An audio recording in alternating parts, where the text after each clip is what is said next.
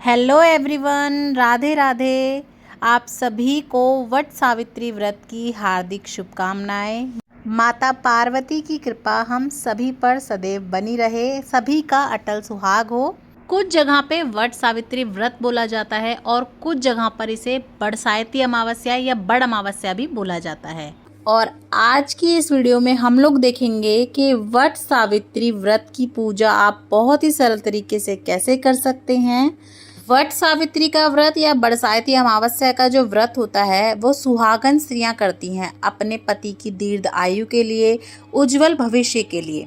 ऐसा माना जाता है कि सावित्री ने भी वट सावित्री का व्रत करके, वट वृक्ष की पूजा करके ही यमराज से अपने पति के प्राणों की रक्षा की थी। इसी प्रकार सभी सुहागन स्त्रियों को वट सावित्री व्रत रखना चाहिए और कई जगहों पे व्रत नहीं भी रखा जाता तो इस दिन पूजा तो जरूर से करनी चाहिए वट वृक्ष की। जेठ मास की जो अमावस्या होती है उस दिन बरसाती मावस या वट सावित्री व्रत की पूजा की जाती है, व्रत रखा जाता है और इस दिन बड़ के पेड़ की पूजा का विशेष रूप से महत्व है। कई जगहों पे तो वट वृक्ष पे जाके तब पूजा की जाती है, लेकिन कुछ जगहों पे मान्यता होती है कि घर में टहनी लाकर ही पूजा की जाती है। दोनों ही तरीके सही हैं, आपके घर पे जैसा होता हो आप वैसे कर सकते हैं, या आप अगर पहली बार शुरू कर रहे हैं तो आप देख लीजिएगा जिस तरह से आप हमेशा कर सके, सुविधा हो आपको, उस हिसाब से आप ये व्रत उठा सकते हैं या पूजा उठा सकते हैं। तो देखिए कई जगह पे तो 3 दिन का व्रत किया जाता है, लेकिन कुछ जगहों पे सिर्फ केवल पूजा करने तक का व्रत होता है। लेकिन पूजा से पहले पानी तक भी नहीं पिया जाता, पूजा करने के बाद आप पानी वगैरह पी सकते हैं, खाना खा सकते हैं। तो हर जगह की अपनी अलग मान्यता है, आप उस हिसाब से कर सकते हैं।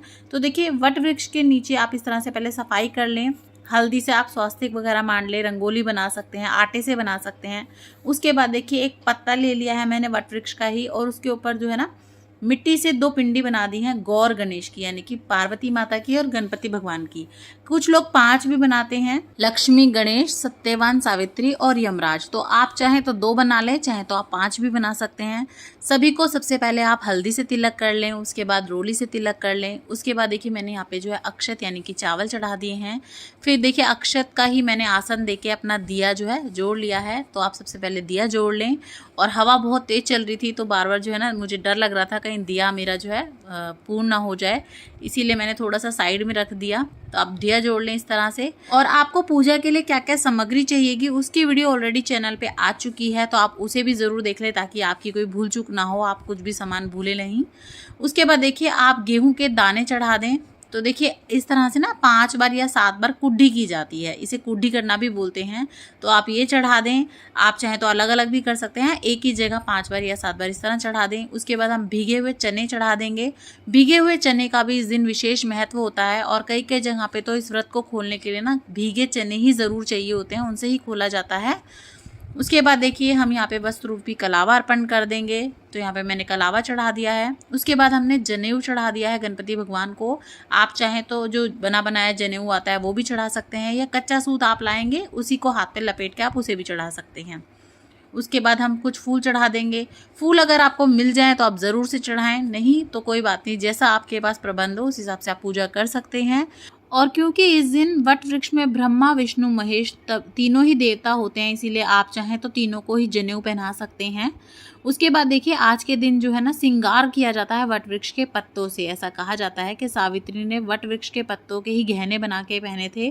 तो इस दिन आपको सुहाग की बढ़ोतरी के लिए, सुहाग में जो है आपके बढ़ोतरी हो, अटल रहे, इसलिए सुहाग बनाना चाहिए बड़ के पत्तों से। तो आप कुछ भी गहने बना सकते हैं, नहीं तो सिंपल सा पत्ता तोड़ के आप अपने बालों वगैरह में भी लगा सकते हैं। तो मैंने यहाँ बना लिया है। पहले आप पूजा करेंगे, उसके बाद इसे आप पहनेंगे। अब हम भोग लगा देंगे। तो देखिए भोग लगाने के लिए सबसे पहले मैंने यहाँ पे कचरा या खरबूजा लिया है, क्योंकि ये जेठ मास का सबसे अच्छा फल होता है, आपको ज़रूर दान करना चाहिए इसे भी। उसके बाद मैंने पताशे से भोग लगाया है। उसके बाद मैंने पूड़े से भोग लगाया है। कुछ जगह पे इसे गुलगुला भी बोलते हैं, हम लोग पूड़ा बोलते हैं। तो यहाँ पे पताशे से, गुलगुले से हम भोग लगा देंगे। और भोग लगाने के बाद इस तरह से आप जल का छींटा ज़रूर दे दें, नहीं तो भोग आपका संपूर्ण नहीं माना जाता। तो मैंने भोग लगा दिया है। उसके बाद देखिए क्योंकि ये जेठ मास होता है तो इसमें जो ठंडक प्रदान करने वाली चीज़ें हैं उनका दान विशेष रूप से बताया जाता है। तो जैसे कचरा हुआ, मटका हुआ, या देखिए इस तरह का बीजना या पंखा बोलते हैं, उससे पहले आप हवा करेंगे वट वृक्ष को। उसके बाद यहीं पर जो है आप रख के दान भी कर सकते हैं।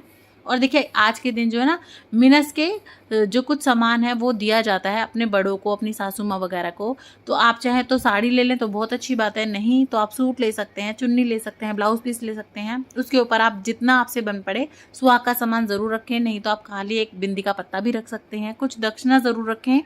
और उसके बाद चने, पूड़े, इन सब चीज़ों से जो है इसे मिनसा जाता है। तो हाथ में इस तरह से थोड़ा सा जल ले लें, इस तरह से वार दें, वहीं बैठकर जहाँ आपने पूजा की होगी आपको वहीं पे बैठ के इसे वारना है। उसके बाद जो है इसे आपको अपनी सासू माँ को देना है। इसके बाद यहीं पर बैठकर आप पहले वट सावित्री व्रत की कथा सुनेंगे। कथा का वीडियो मैं अलग से दे दूंगी वरना वीडियो बहुत लंबा हो जाएगा, तो आप उसे भी ज़रूर देख लीजिएगा। अब हम कर लेते हैं वटवृक्ष की परिक्रमा। तो देखिए इस दिन वटवृक्ष की परिक्रमा ज़रूर से की जाती है और कच्चा सूत भी लपेटा जाता है। 7 बार 5 बार आप लपेट सकते हैं। तो अगर आपका वटवृक्ष बहुत बड़ा है, बहुत घना है, तो आप उसकी किसी एक टहनी पर भी लपेट सकते हैं इस तरह से 5 बार 7 बार। नहीं तो आप परिक्रमा भी कर सकते हैं। जैसे मान लीजिए आप हाथ में कच्चा सूत या कलावा पकड़ लें और घूमते रहें और परिक्रमा कर लें। नहीं तो आप एक बार कर लें और उसके बाद आप चाहें तो 108 परिक्रमा भी कर सकते हैं, 11 कर सकते हैं, 5 कर सकते हैं, जितनी आपसे बन पड़े, जितनी आप कर सके सामर्थ्य हो उस हिसाब से आप परिक्रमा ज़रूर से कर लें। तो यहाँ पे देखिए हम परिक्रमा कर लेंगे और जैसा कि मैंने बताया आप कच्चा सूत ले सकते हैं, नहीं तो आप कलावा भी ले सकते हैं।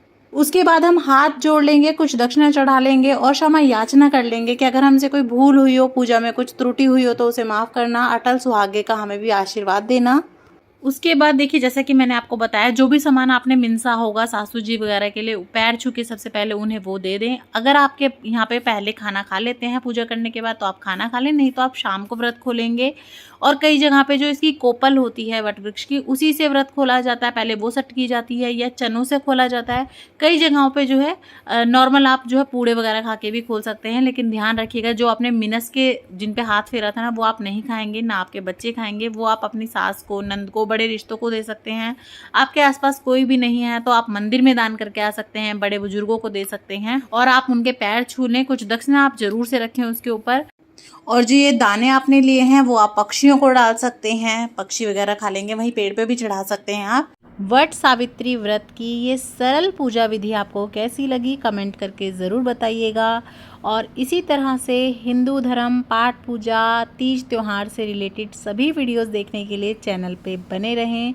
अभी तक सब्सक्राइब नहीं किया है तो प्लीज़ सब्सक्राइब करें, लाइक करें, शेयर करना बिल्कुल ना भूलें और कमेंट बॉक्स में हाजिरी ज़रूर से लगाएं। जय माँ पार्वती, ओम नमः शिवाय।